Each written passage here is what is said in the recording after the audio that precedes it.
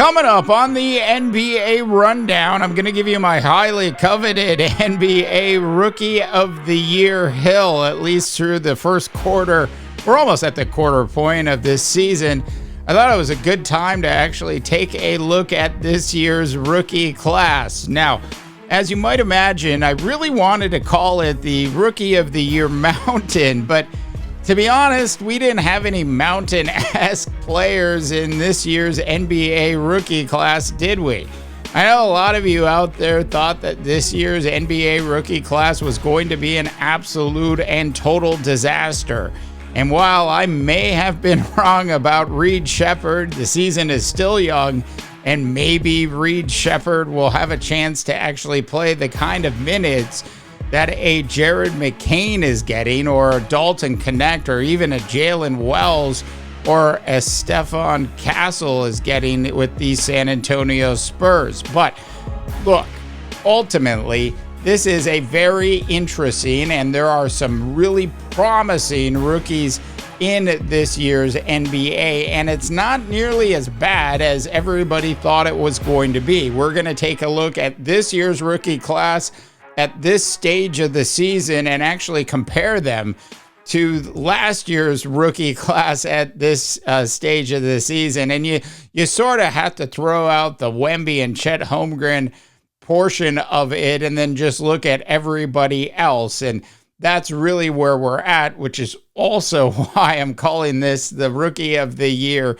hill at this point. Maybe if Dalton Knecht ends up averaging 25 points a game for the rest of the season, we'll change the name back to Mountain. But for now, this is just a rookie class that actually deserves the term hill, I guess, is the best way of describing it. So we've got all of that, and trust me, a whole lot more coming up on this edition of the NBA Rundown. New to the channel, please go ahead and subscribe.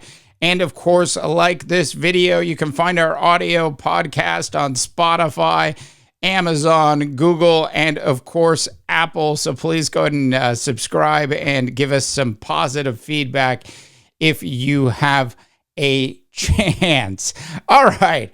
So when you think about it, and I've got a really cool Jared McCain video with Tyrese Maxey, which I'm going to play for you in just a second. But when you think about it, if you think about like the Rookie of the Year award in sports, in the NFL, in the WNBA, in the NBA, Major League Baseball, when you think about this award, it's not really like the same kind of award that actually happens in Hollywood. Could you imagine the Oscars having an award for Rookie Actor of the Year? Now, I know they do this with music at the Grammys, but in acting, it certainly doesn't happen. Can you just imagine Harrison Ford back when he did his first great movie, let's just in this case call it Star Wars, winning Rookie of the Year over Luke Skywalker and Mark Hamill? The battle that might have gone down in that. So look, at the end of the day, the Rookie of the Year award, which of course we're about a quarter of the way through the season at this point, we still have a long way to go. And as I mentioned, this rookie class is not nearly as disastrous as you thought it was. We'll get into that in just a second. I'm going to play this Jared McCain video, post-game press conference with him and Tyrese Maxey hanging out together. Absolutely love when multiple players are part of the post-game interview together. It tends to make for some pretty good entertainment. Now, to put this video in context for you, Jared McCain hits a three sort of late in a game against the Brooklyn Nets, which actually helped seal their Philadelphia 76ers' third victory of the year. Jared McCain turns around after nailing the shot and basically mouths, "I'm this year's Rookie of the Year." To the video we go. The TV broadcast may or may not have caught you after one of your shots, possibly saying, I'm the rookie of the year in celebration or something along those lines. Or so, there was a I guess maybe just speak to the passion that you feel when you what that feels like in the moment when you do make a big shot and you're kind of in that zone. I say I'm in the flow state. So I don't know what came to my mind at that moment, but I guess I said that. And Yes. Yeah, I did say that. It was pretty clear. There we go. But yeah, it's one of my goals. It's one of my goals for the season, obviously. But it's just that competitiveness coming out of me. I respect every other rookie in this league, but obviously I'm gonna believe in myself. And so yeah, some words definitely came out after that point. Do you think you guys could destroy a myth that they say you can't have two smaller guards? Who said we were small? That's crazy. That's crazy. I don't feel like I'm small. How tall are you? Taller than you. And I'm taller than him, so that's crazy. So how great was Tyrese Maxey's look at Jared McCain when he found out he actually said that? Now, look, at the end of the day, if we were to talk about who's atop of this year's NBA Rookie of the Year hill at this stage, clearly, I played the Jared McCain video for you because clearly he is, at least statistically, and as far as the eye test goes, also the person that would actually win the Rookie of the Year award if it was being given out today. McCain is actually averaging well over 15 points a game at this point, and his nearest competition is sitting at about 12 points a game. Now, we know that Dalton Knecht has certainly gotten more playing time from J.J. Redick and the Los Angeles Lakers coaching staff over the past 2 weeks. And so there's a solid chance that at the end of the year, a Dalton Knecht and a Jared McCain will have very similar numbers. I think if you look at where these teams are also going to be from a playoff perspective, it's pretty safe to say that Dalton Knecht is certainly going to have the opportunity to play in bigger minutes down the stretch than poor Jared McCain is going to get to play in this year because the Philadelphia 76ers have turned into an absolute dumpster fire. Look, they played today and they had a 1-game winning streak going into today's game at home, by the way. At home against the Los Angeles Clippers. The Clippers beat them 125-99. And I repeat, that game was at home. So look, at the end of the day, I think Dalton Knecht and the Lakers are certainly going to be in the playoff picture this year. And it's safe to say, barring some sort of major turnaround in Philadelphia, which I don't think is going to happen unless they can their head coach, at the end of the day, I just don't think that Jared McCain will have the same opportunity to play in big games down the stretch. And I think between now and then, Dalton Knecht, from a statistical standpoint, is either going to be even or will have passed Jared McCain's 15.2 points per game. So then we have, but currently, I have Jared McCain number 1, and actually currently at number 2, I have Jaylen Wells for the Memphis Grizzlies. And Jaylen Wells is one of those players that certainly benefited from other players being injured on that particular Memphis Grizzlies team at this point. I absolutely love watching this kid play. He is so much fun to watch play, averaging just under 12 points a game. We talked about Dalton Knecht, who is also averaging right around 12, between 11.5 and 12 points a game. He's had some big games in the past week or so. He had a 37-point game against the Jazz. He had a 27-point game against the Pelicans. And then in his last 2 games, 17 against the Magic, and then just 9 points against the Lakers' kryptonite, the Denver Nuggets. And I have to say, the one thing that could hold Dalton Knecht up from having the opportunity to actually catch Jared McCain and his 15 points per game average is simply to say there's not enough basketballs to go around with the Los Angeles Lakers. And that certainly could happen. So you might see Dalton Knecht actually score a lot of points against some of the better teams in the NBA. But when we get to some of the other teams, the better teams in the NBA, you might look for a LeBron James and, of course, an Anthony Davis and an Austin Reeves and a Ruri to actually have more of an opportunity than the rookie is actually going to have. And that's just the reality of Dalton Knecht playing, if you will, on a better team than the Philadelphia 76ers are this year. We should talk about the top two picks as well.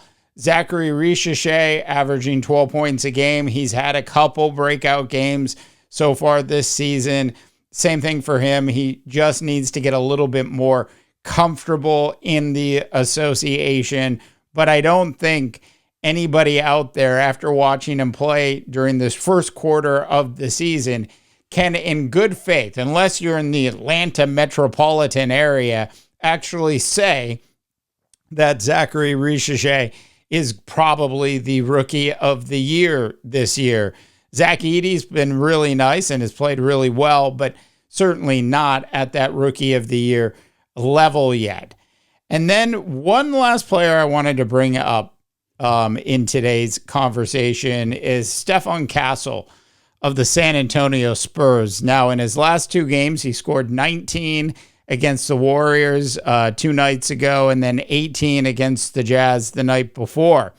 He's averaging just under 11 points a game, and he absolutely has a complete game. 3.6 assists per game, and just under 3 rebounds per game.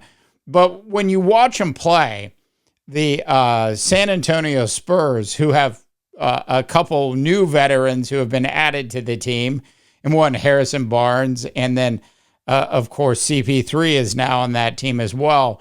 You can see that Stephon Castle is definitely becoming more comfortable in the NBA. You know, Castle and McCain are both very smart basketball players, and I think Castle certainly has to work more on his jump shot, needs to work more on his three-point shooting. His field goal percentage is really not where it ultimately needs to be really successful in the NBA. 28 points from the three-point arc, 28% from the three-point arc, and then just 40% from the field. You take a look at Jaylen Wells so far this season, 40% from the three-point arc and 45.9% from the field. Jared McCain, 40% from the three-point arc and 46% from the field. Dalton Knecht, a crazy 45% from the three-point arc and 51.5% from the field. So when I look at all of the players that we've just talked about, and we haven't talked about Alex R, almost 10 points a game, but definitely not in this conversation, which isn't terribly surprising if you've watched him play at all this year.